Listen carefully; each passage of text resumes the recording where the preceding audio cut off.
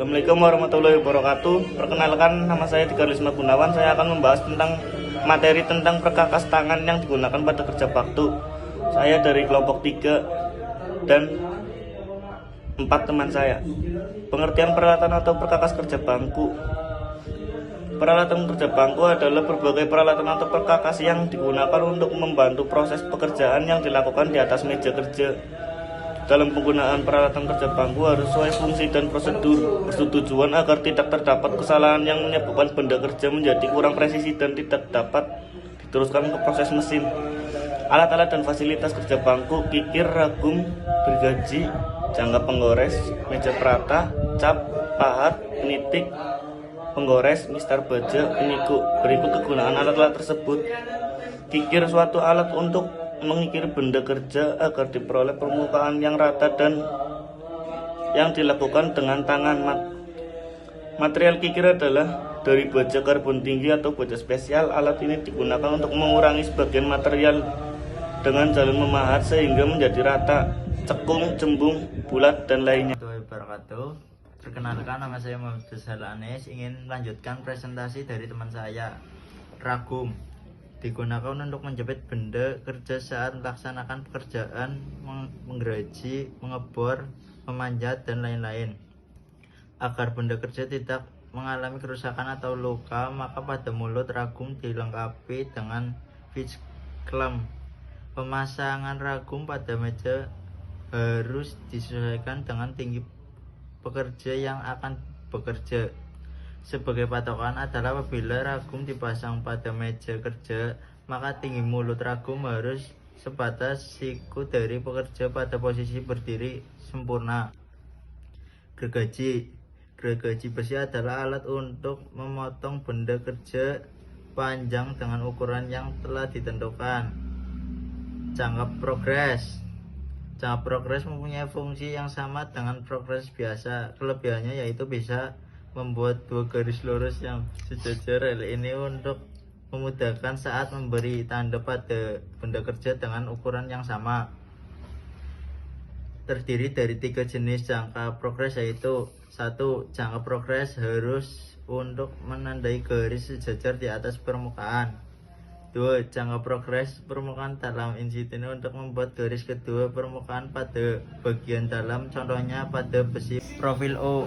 Ketiga, jangka progres permukaan luar outside untuk memberi garis pada kedua permukaan benda kerja tepi kanan dan kiri. Saya Malawi Berlana melanjutkan Baisal Anis yang tadi. Meja perata ini berfungsi untuk menguji kerataan permukaan. Selain itu, meja datar digunakan untuk meletakkan benda kerja serta alat-alat menggambar. Cap atau stempel terbuat dari baja paduan yang tidak dikeraskan karena sifatnya harus ulet atau tok dan cukup keras, bisa mengalahkan benda yang ditempel. Stempel adalah alat yang digunakan untuk mencetak angka-angka atau huruf pada benda kerja. Pahat atau cisle adalah peralatan yang sangat penting dalam kerja bangku.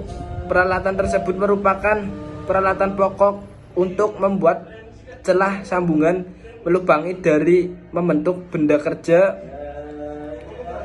Pahat untuk membuat celah dan melubangi harus dipukul dengan palu. Assalamualaikum warahmatullahi wabarakatuh.